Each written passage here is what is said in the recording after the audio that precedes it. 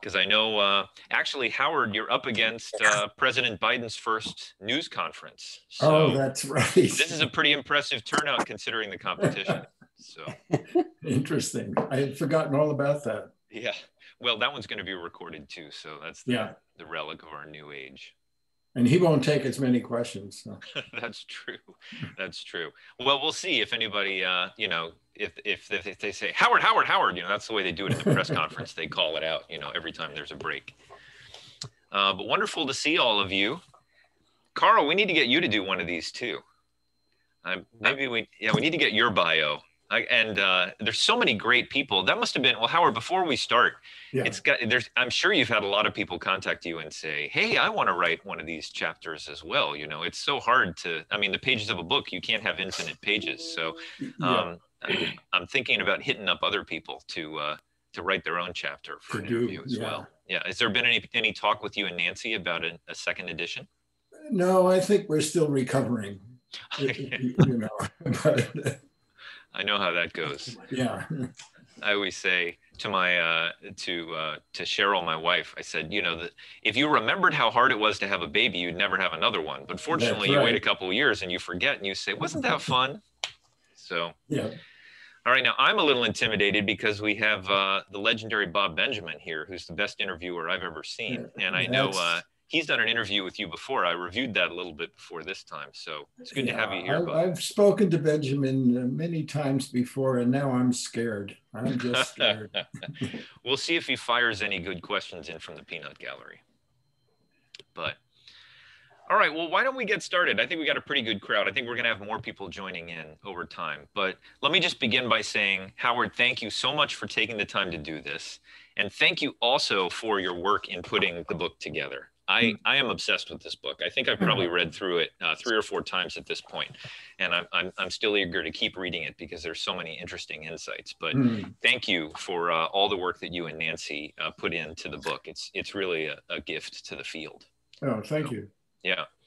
But today we're going to talk about you. So I sent out information about Howard's bio, very impressive bio in mediation and ombuds. I mean, the man is a legend. I'm not going to read through his bio because that's kind of the purpose of this call, is sort of to talk through all the aspects of that. But if any of you do have a copy of the book, I think it'll be helpful to have it in front of you. And also in the invitation, there was a link to the PDF version of Howard's chapter. So I encourage you to pull that up so that you can take a look at some of the things. I'm going to ask Howard to read a couple paragraphs out of his chapter that I think are particularly good. But let's start at the beginning, Howard. Sure. So one of the first questions I want to ask you, it sounds like you had a very happy childhood, first in Brooklyn and then Queens. But I was just wondering, you know, you titled your chapter "The Accidental Ombudsman," which I think is a great title. But what do you think about your upbringing? You know, led you to the career that you had? Do you see any roots back in your childhood that maybe led you in that direction?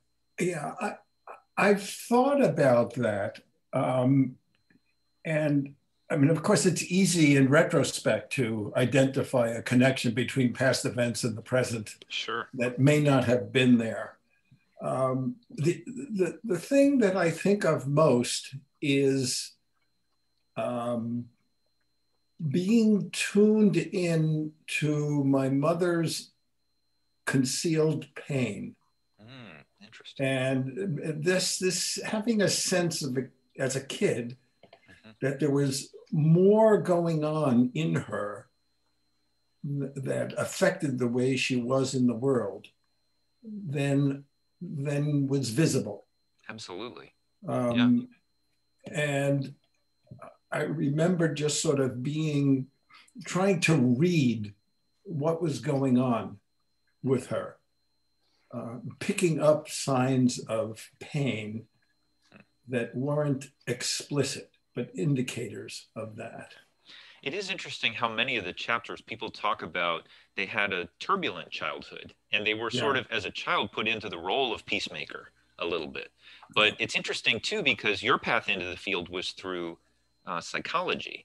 And I could, maybe that also was connected to that sense. Yeah. Kids can be very perceptive in their parents, even if they don't have the language for it. So maybe that was part of it as well. And it was not a turbulent childhood. My sister and I were considered the model brother and sister in our neighborhood. We got along well. We didn't fight. We supported one another.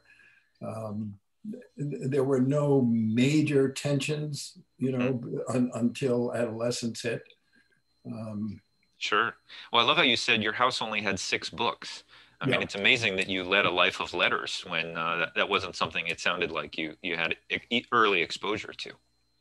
No, I didn't. That just came about from, going to good public schools in New York City. Wow, that's great. And having an appreciation of reading and learning. And I remember, early on being excited about that. Yeah, I mean, one of the other things is growing up in the 60s. I mean, when you talk about sort of being at UMass in the late 60s and early 70s, it sounds like that was an incredibly heady time. And I think it's not just your family, it was everything that was going on in society, So, and I love the story that you tell about your confrontation with Hubert Humphrey.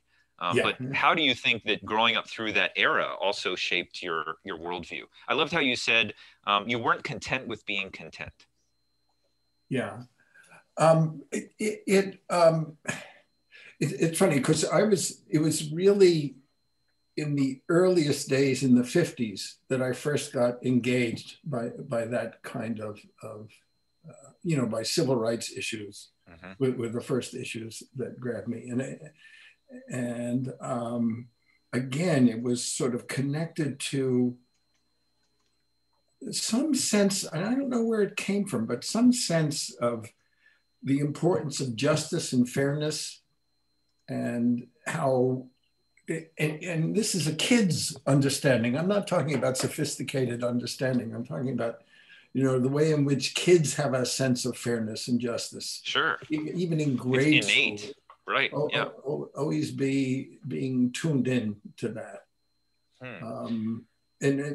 But it's not sophisticated. It's not conceptually complex in any way. That stuff comes along much later, and just sort of hooking on to it.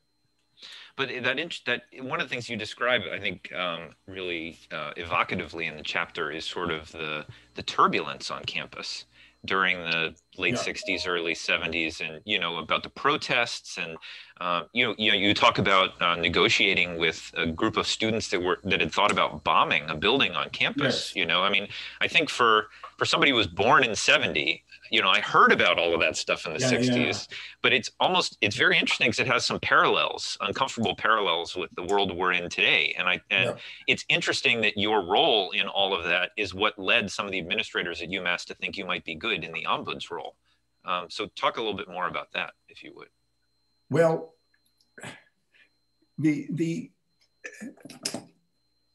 I think I talk in the chapter about remembering when the ombuds role was first established at the university, and with being skeptical of it, because I saw that as the kind of another effort at co-opting the energy behind student protests and student activism, and at that point, not just students, but others as well, who were anti-war and pro-civil rights and all of that. And one of the things that my involvement brought me, because I was a junior faculty member, I was just starting out as a faculty member, but that brought me a kind of visibility on campus that I would not have had otherwise. And I was also, at the time, I was teaching a very large introductory psychology class. We had 4 sections of 500 students each semester. So there was 2,000 students a semester. I mean, psych was booming as a major. Gosh. Yeah.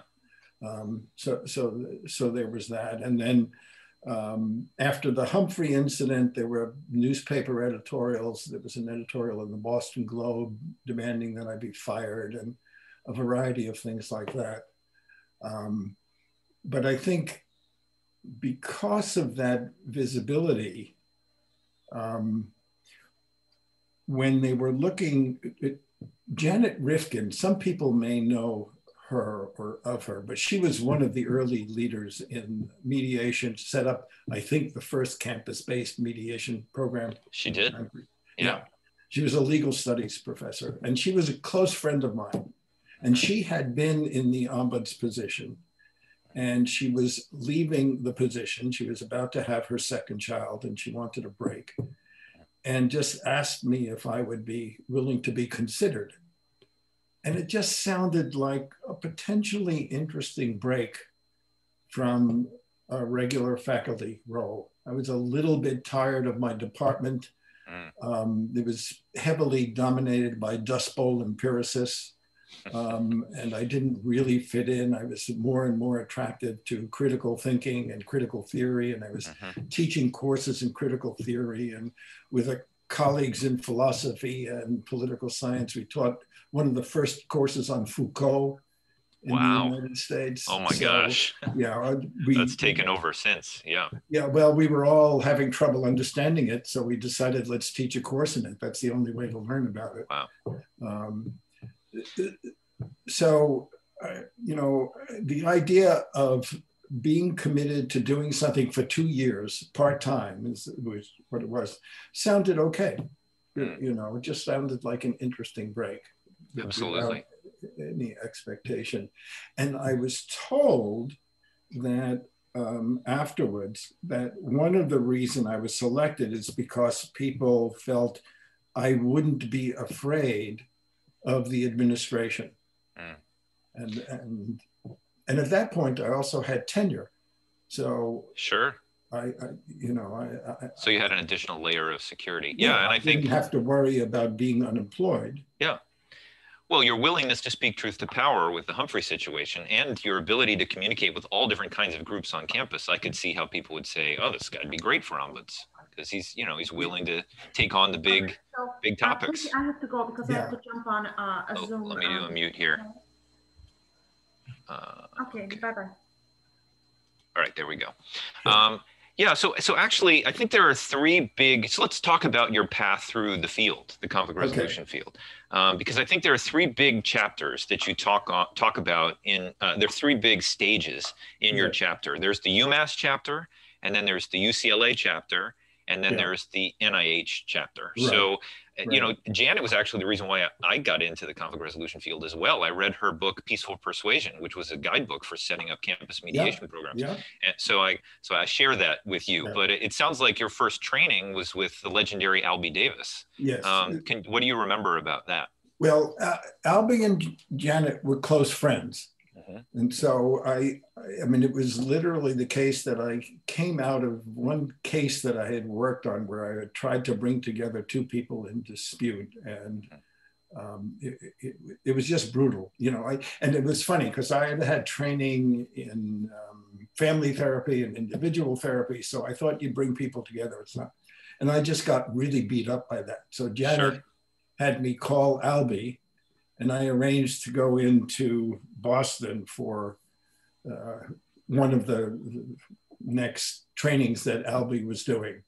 And that began a friendship with Albie as well. And since Albie and Janet were so close, and Janet and I were close, we were all had occasion to get together to talk and work together, talk about the field. And you did some family mediation. You had a family mediation practice early on too, right? Yes, that came, because I had, my degree was in experimental psychology, studying visual perception. But after I got my PhD, I did a clinical internship in the clinic at the university, and I got training in both family and individual therapy. So I had this idea of applying some of the sensibility and techniques from family therapy to work in mediation. You know, one of the things you write about very, very movingly in your piece is sort of the early work you did with sexual harassment. And I'm thinking that you were doing this work in the 80s, you know, when even the notion of sexual harassment, I think about Catherine McKinnon, it was still very early in that. But it's amazing to think what's happened between the 80s to now, with Me Too and all of that. And I, Yeah. I thought it was very interesting, your reflection on that. So I was wondering, you know, what was it like to work with those kinds of cases early Well, in it your was interesting ombuds because role? we didn't even, I remember the discussions within the university administration about whether there should be a policy on sexual harassment, you know, and then finally the decisions that there ought to be. But, you know, I mean, to be truthful, I sort of hint at this in the chapter. First of all, there was just the sheer number of cases coming in from so many different women, mostly women, not only, but mostly, at so many different levels of the organization, you know, students and faculty and staff members and people in the ground crew. And one woman plumber, I remember, Wow. who, you know, commented on the way she had to dress as a plumber and the idea that people were coming on to her in her plumber outfit was just so absurd. Wow. So I wasn't prepared for, I didn't know that went on, you know, as I said, I had this romanticized notion about student faculty relationships then. There was this sense of emancipation, and it wasn't uncommon for students and faculty to be involved sexually. And more than anything else about doing the ombuds work, that one got to me. I mean, the range of cases, I mean, it was over the course of the 10 years at UMass, there were literally hundreds of cases of sexual harassment that came to me. Plus, the way in which it required of me, in a way in which I'm sort of still embarrassed to think about, to have to think back about what my relationships with women had been like. Absolutely. You know, on campus, and the kinds of things that, the kinds of rationale and justifications I gave to myself that are so transparently, you know, self-promotional, and there was a lot of sort of apologizing to be done, you know, but I think it helped not just with the sexual harassment cases, but there were a lot of cases in which you're dealing with a situation where somebody has really been miserable in their treatment of other people, or unfair in their treatment of other people. And it's very easy to demonize people who are like that. But if I'm reflecting on what my own interactions with people had been like and what women had been like, then there's a possible basis for being more, I don't know what the word is, sympathetic isn't quite right, but more understanding of people who mistreat other people. Absolutely. That, you know, that they're still maybe, they may be awful people in some way, but we all are capable of deluding ourselves. And it's not everything evil is done out of malicious intent. And it was important to realize that. I remember one case, a sexual harassment case, someone who was a colleague and a friend of mine from another department, but a friend of mine, and who shared many of the same values and political activities I had and all of that. And when the third sexual harassment complaint against him came to my office, and this was the third, this was again before there was really a good policy for bringing formal charges. But the story that I heard from this third young woman was so similar to the others that I went to him and I said, this has got to stop. And if I hear one more complaint about you, I will resign from my position because I'm pledged to confidentiality and report you to the chancellor. Wow. Oh my And gosh. you know, that was hard. Yeah. But it worked. Wow. Well, you know, you said earlier when I asked about your childhood, you know, what were the roots of your work in this field? And you said, well, insights, you know, hindsight's 2020. Yeah. And I think there's always a danger in interpreting the past through the lens of the present. Mm-hmm. You know, I think that the 70s were a different time than we're in now. But yeah. I think it's interesting that you were on the front lines of this. I think you sort of saw, you had sort of early dispatches that led to essentially the creation of the legal definition of sexual harassment and now the Me Too movement, because you know, you were seeing this, the myth, sort of the consensus attitude towards it was different than what you were witnessing. Yeah. And I think that that's very interesting that you had that perspective at that time. And there's a funny way in which it was an advantage to me as a man, because there weren't many men who were giving talks about or workshops on sexual harassment. Mm-hmm. And it also, it coincided with the time, part of it coincided with the time when I was a single parent. My children were living with me at the time.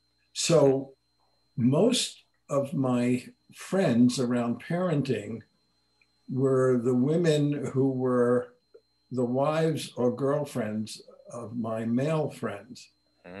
So I was also spending a lot of time with women as friends who were talking about their experiences.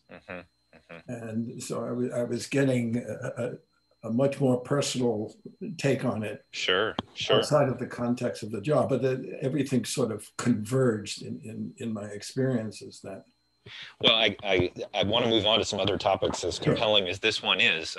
One of the things that I find fascinating in your chapter, because I've not had the experience of serving as an ombudsperson, and I know we have some people on the call that have had that role. It's very interesting you having this conversation with your friend in saying, if I get another complaint like this about you, I'm going to resign my role and go report you to the chancellor.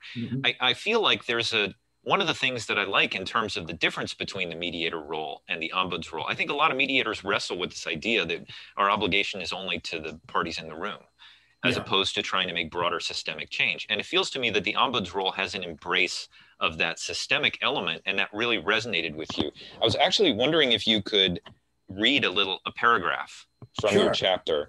It's at the bottom of page 306. And it's after the block quote. Stay here. There.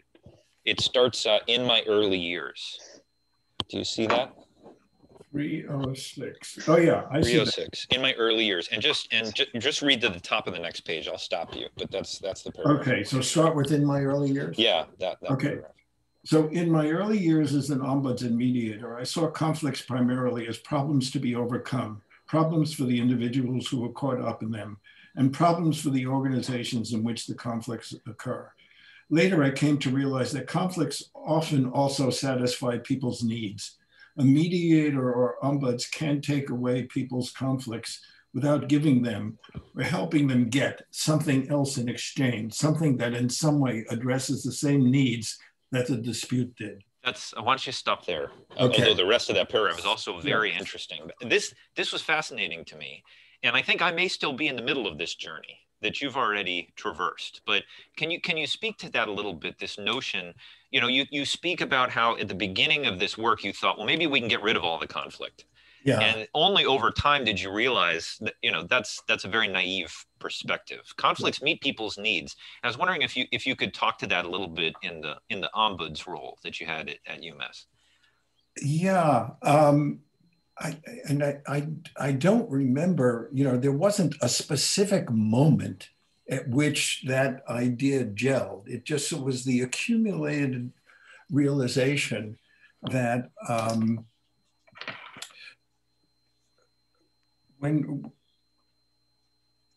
with successful resolutions of situations, some of the same motives that had driven the people into conflict to begin with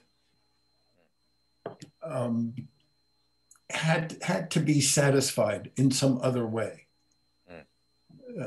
than through that conflict.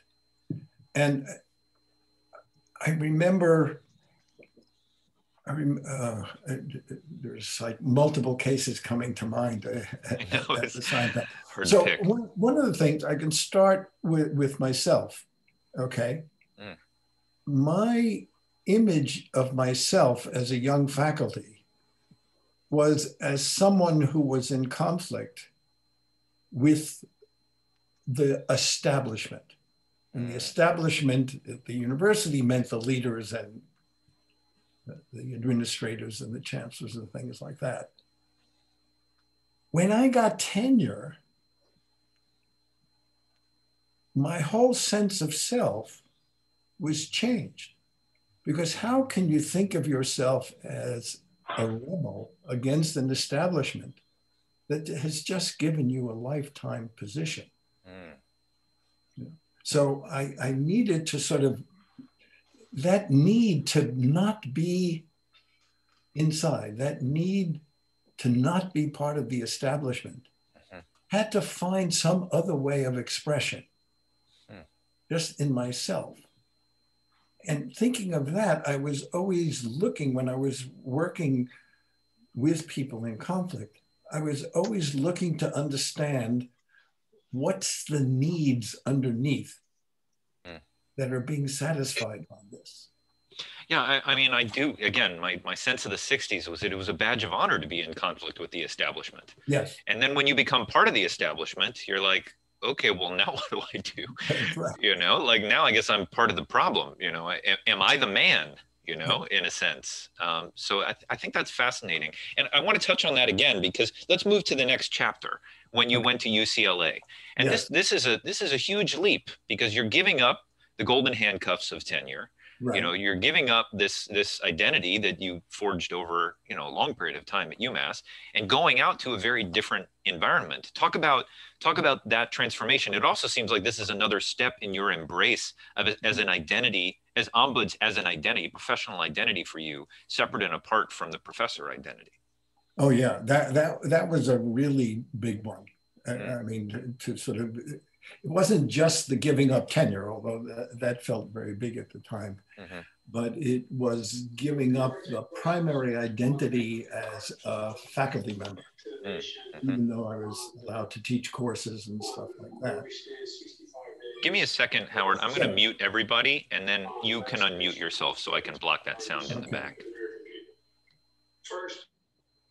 So if you could unmute yourself again, Howard. Now everybody's muted except for you. Great.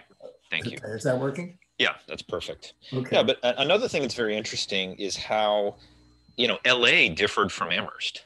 You know, I mean, I think it sounds like that was a completely new environment for you to do kind of this work. I mean, UCLA is like an urban campus, very interethnic, quite a bit different than rural Western Mass. That was exactly the appeal.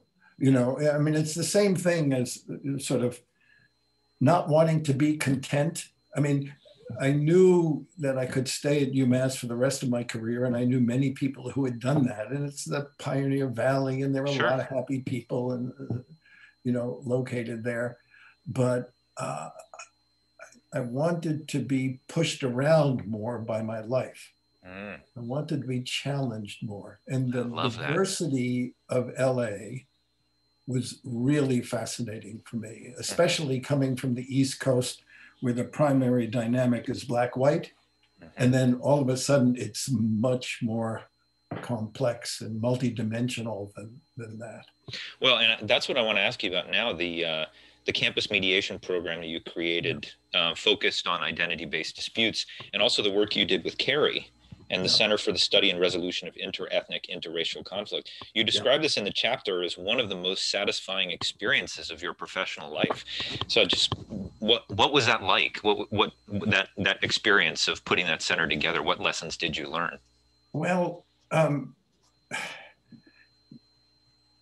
it was, as I said, I mean, to say it's satisfying, I guess can't really capture how part of, there's a way in which as a parent, there are some people who take pleasure in their children being little and suffer as the children mature and become independent. There are other parents who take their pleasure primarily from seeing the growing independence of their kids. And I think of that because what happened was with this program is it engaged, we were training students, staff, and faculty, mostly students, some staff, and very few faculty, but a few faculty. And they worked together as teams, in teams, and they worked as a team. And it went so quickly from being my program to their program. And they took it over. And it wasn't that there was a rebellion or anything like that. They just, it engaged the people in it in ways in which I had not anticipated. You know, talk about satisfying needs. There was, because we had class together. We met regularly as a team.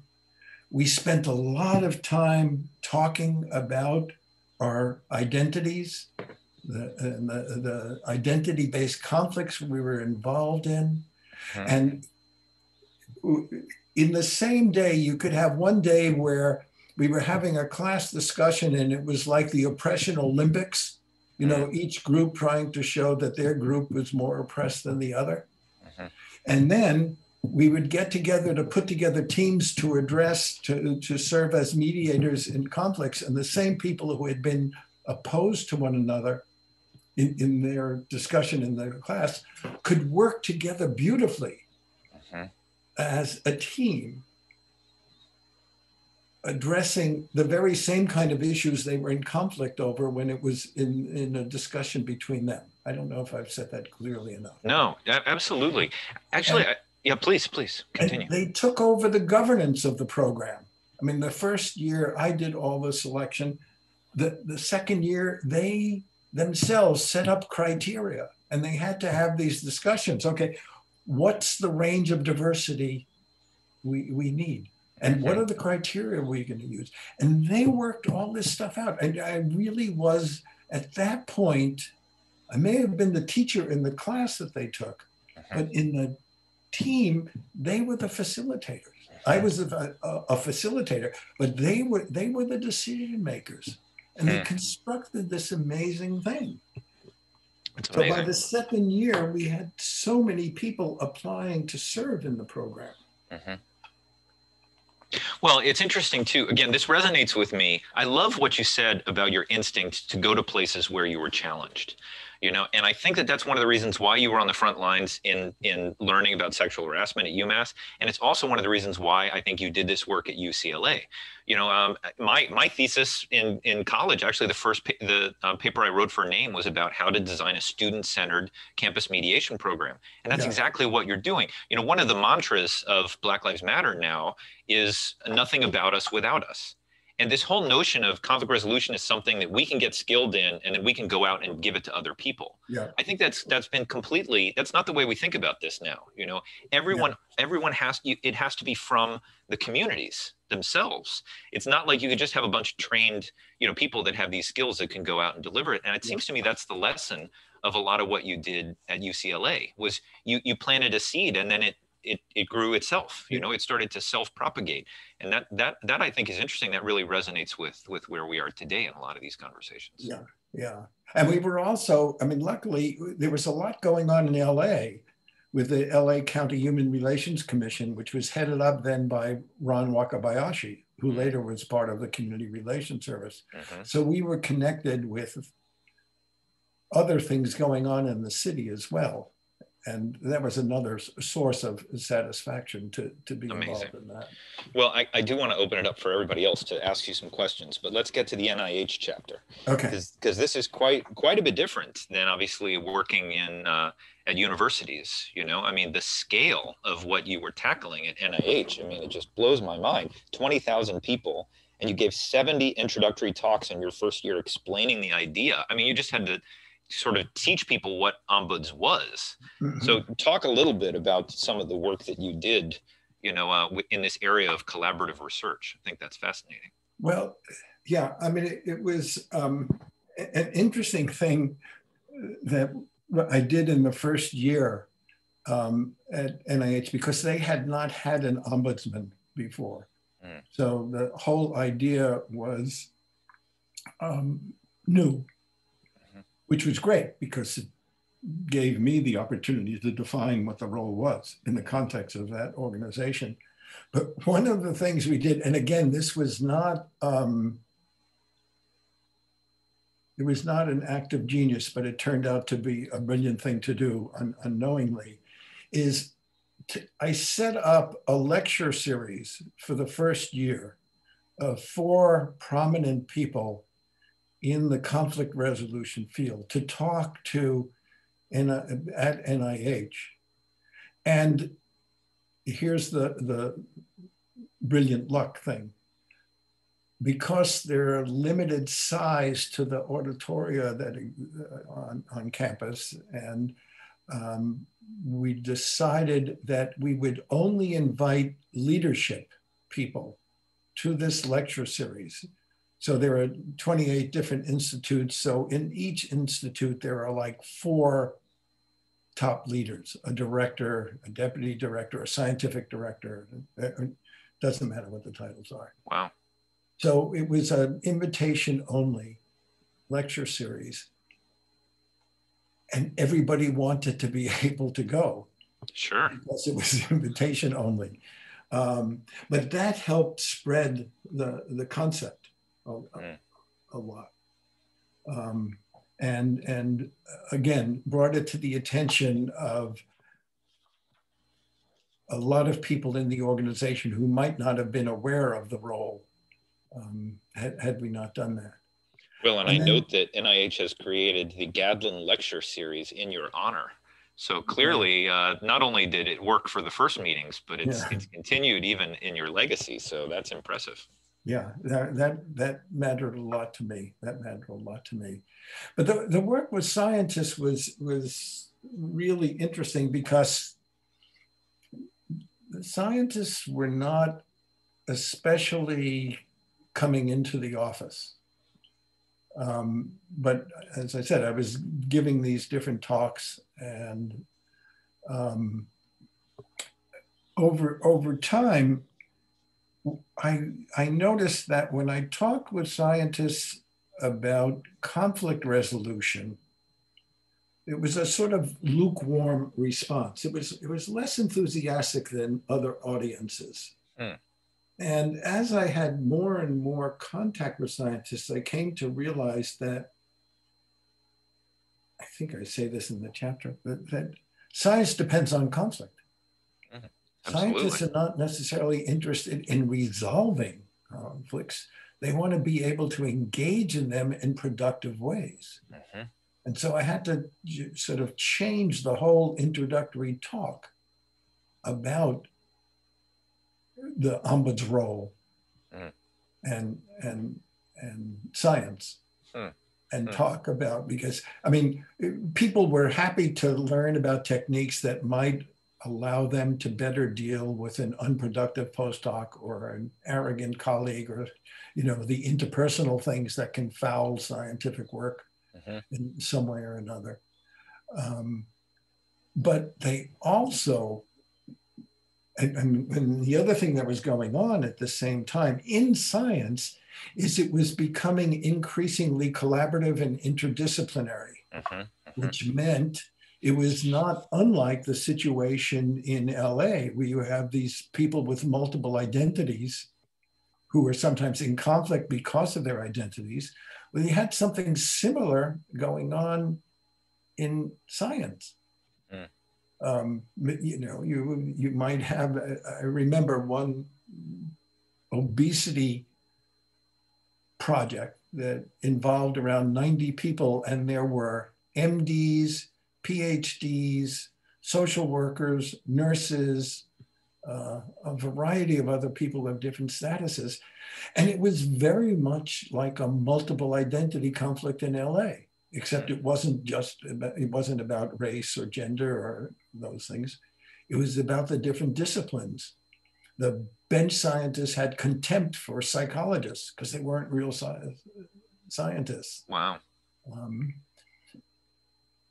So increasingly, the scientists, and scientists are not known for their fascination with the fine points of social interaction. It's not what they pay attention to. If they were interested in that, they would be in my job. They want to be looking in the microscope or, whatever else they might be doing.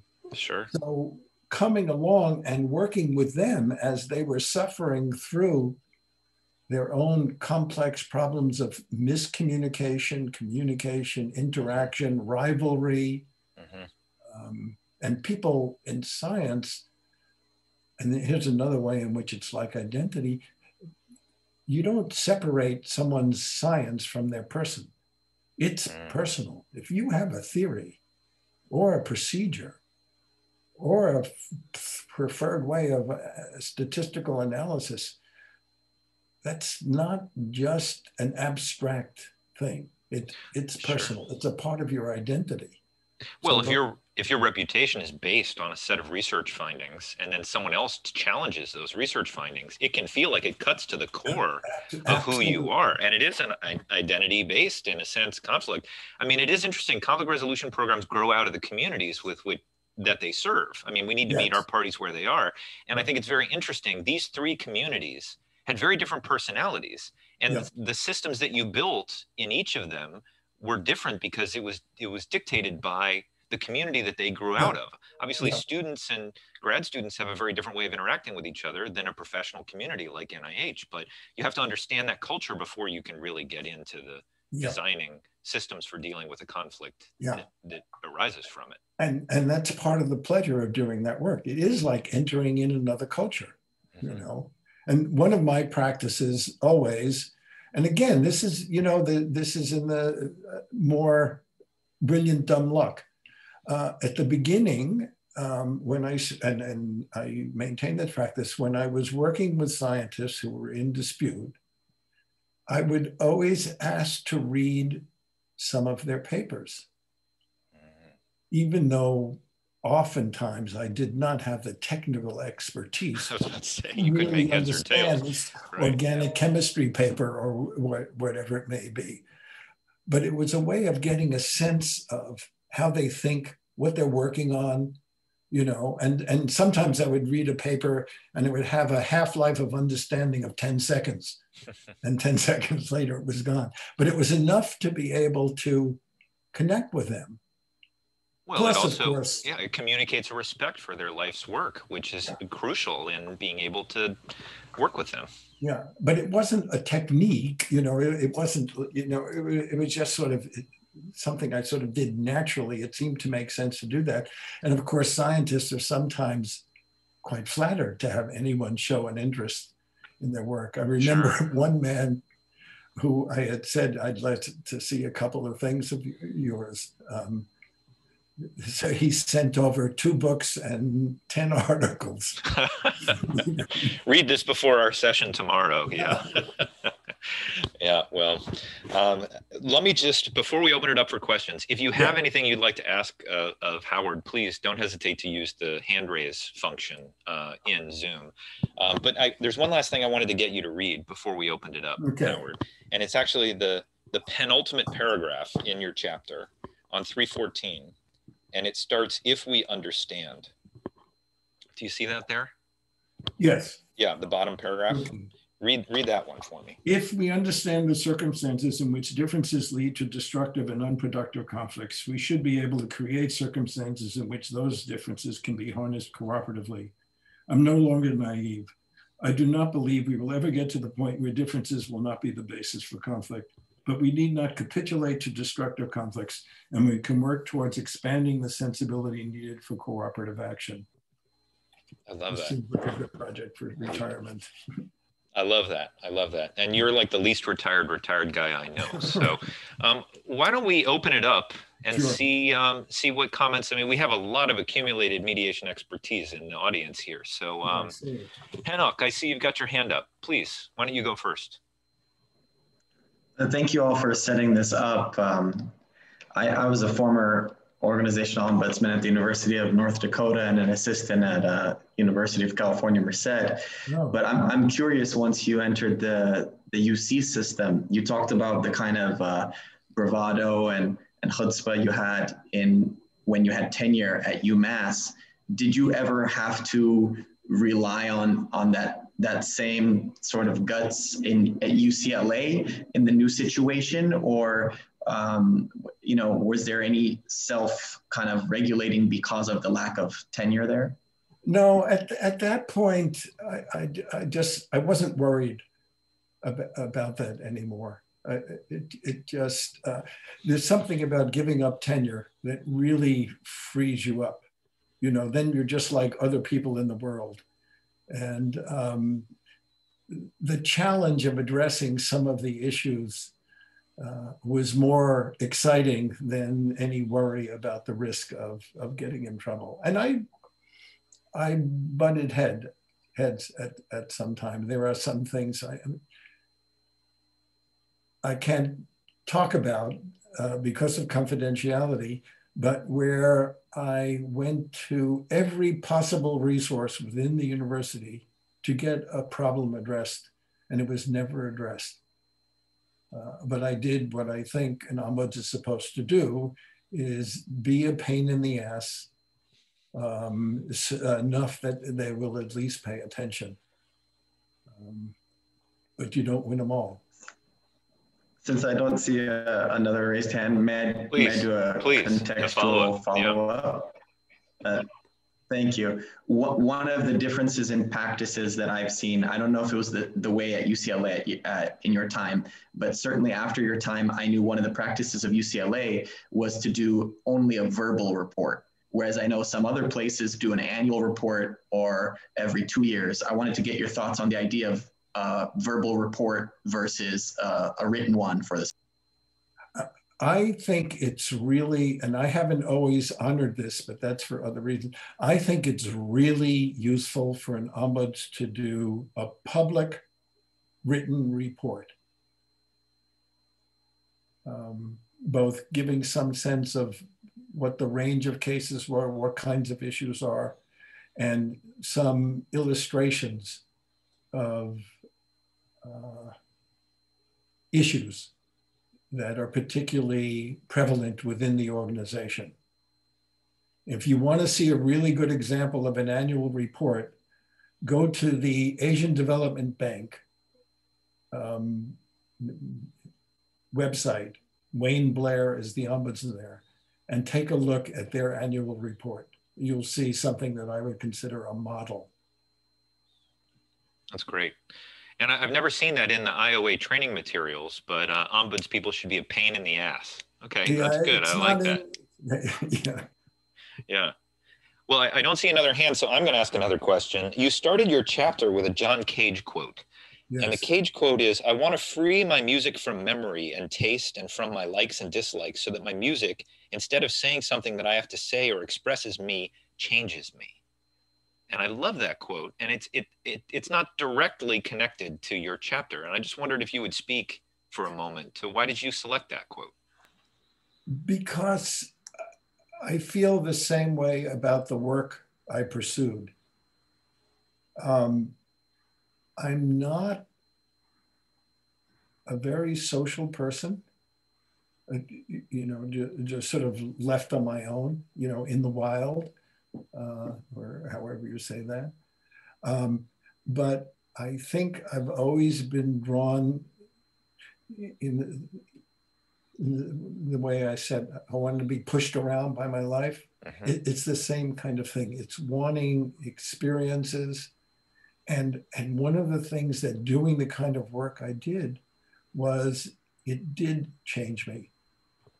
And partly it changed me by putting me in a role where I would would have to connect with a wide range of different kinds of people, much different than when I was an academic, where I was mostly engaged with academics. And it was really exciting to come to learn what it was like to be at a university if you were a janitor or a secretary. Right. Or a policeman, or whatever it may be, and to be able to connect, have a way of connecting with those people that wasn't built around talking about what we had read recently or something like that. Well, I do think being an academic, again, I've only had dalliances as an adjunct, but I feel like I meet academics who build a fortress out of their expertise. Yeah. And then they don't feel like they have to grow or change because, like, look what I've done, look at this work, you know. And I think it almost insulates you from the hard work of dealing with some of the contradictions in your worldview when you have that kind of fortress. Yeah. So let's go to Vikram, and then we'll go to Bob, and then we'll go to Carl. Sure. So Vikram, you're next. How about that one paragraph that Colin had asked you to read? There's that at the end of 306, there's a sentence there: a mediator or ombuds can't take away people's conflicts without giving them or helping them get something else in exchange, something that in some way addresses the same needs that the dispute did. Can you just elaborate a little bit on that?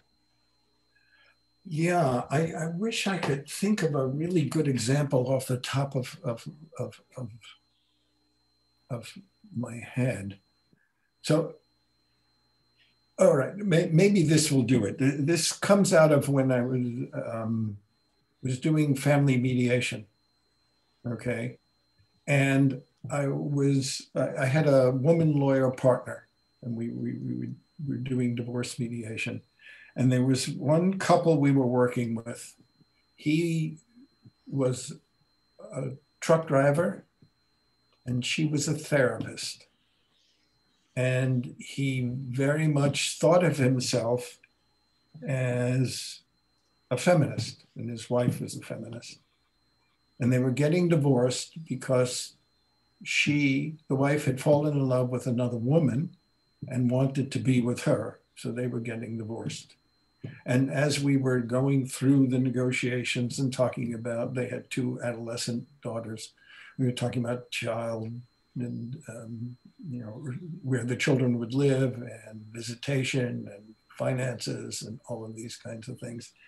But every time, and he would always say how much he supported her and how much he wanted her to be successful, and how he wanted her to be happy. And every time we got close to an agreement around a particular important point, he would think of another reason to want to rethink that point of agreement. And then he would repeat, but how much he wanted to be able to support her and help her go on in her life and things like that. And in one of the sessions, I don't remember, 3rd or 4th session or something like that, where the same pattern came over and over again. And he had just objected to some aspect of the financial arrangement. Then he had repeated how much he wanted his wife to be able to be successful. And I turned to him, this was not thought out in advance, and I said, you keep repeating how much you want, whatever her name was, to be happy and successful. I said, do you mean through all of this, you've never once thought, I hope you're miserable. I hope our daughters turn against you. I hope your relationship falls apart. And with each word I said, the smile on his face got bigger and bigger and bigger. And then he acknowledged that he had felt those things, and a half an hour later, the whole divorce was settled. So there was in him a need to be able to feel and express the hurt and anger he felt. And my interpretation is that once that was able to be said, and his wife, who was a very thoughtful therapist, I remember her face while I was doing that. At first she looked surprised, and then she relaxed and just let it happen. So there was this need of his that had to be satisfied for the ostensible conflict to be able to be resolved. Is that helpful? Mm-hmm. That's great. Bob.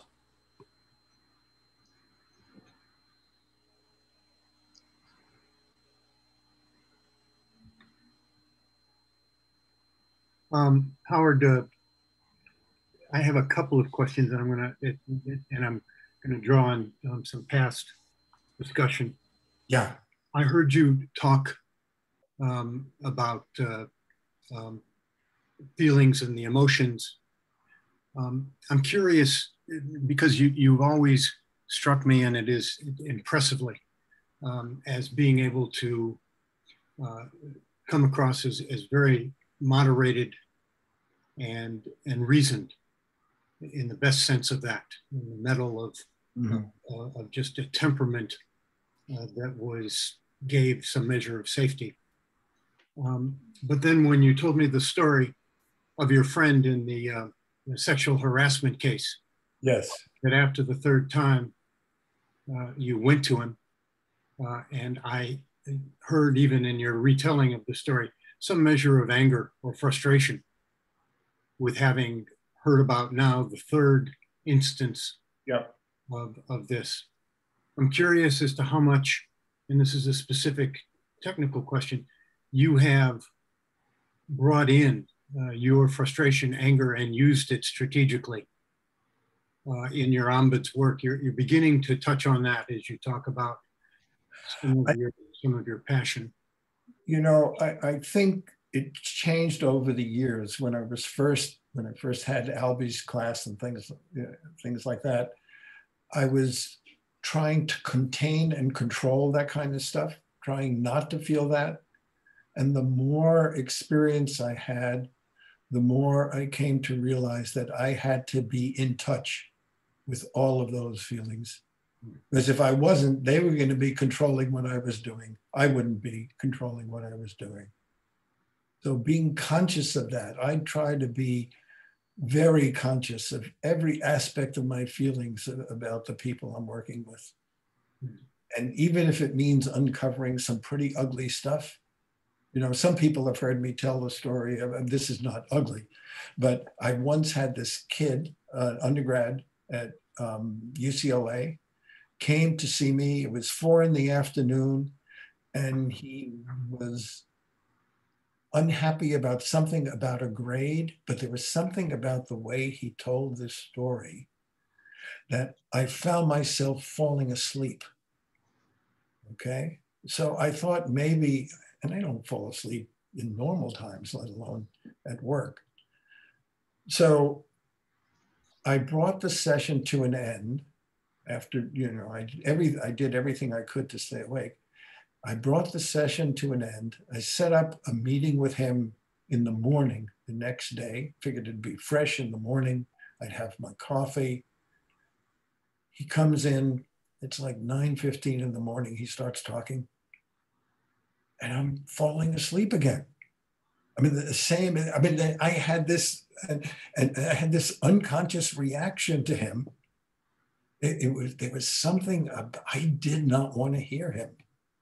And it wasn't in my control. So I managed to struggle through it, and then I was able to get my colleague to do the follow-up work with him. But that's the only one I can think of where I couldn't figure out what it was that was going on. So your biology was telling you something. No kidding. Yeah, yeah, absolutely. Howard, then let me follow up then. You know, in all of these years, and as I suspect you would agree, you don't rid yourself of your biases and your frustrations, angers, however they might show themselves. Right.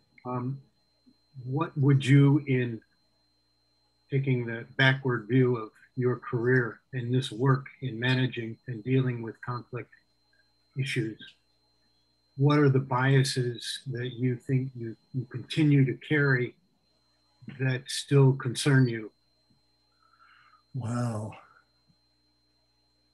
That's a really good question. I don't,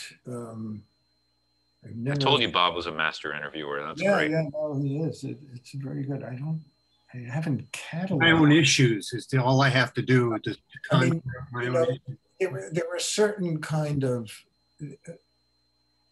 like passive aggressive people strain my abilities. Strongly narcissistic people strain my credibilities.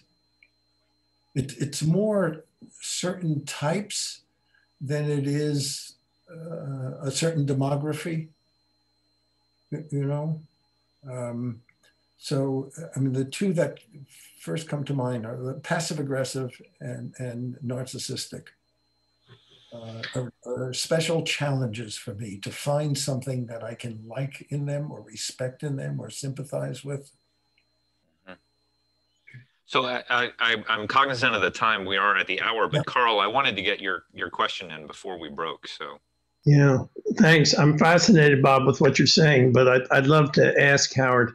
I think of you, I don't know whether you'll see this as a compliment, but as part of a group in the early people in the founding of this field, like Christopher Moore and Bernie Mayer, and you folks represent the folks who are committed to social values, and coming out of different places, for Bernie out of his Jewish background, Christopher out of his Quaker.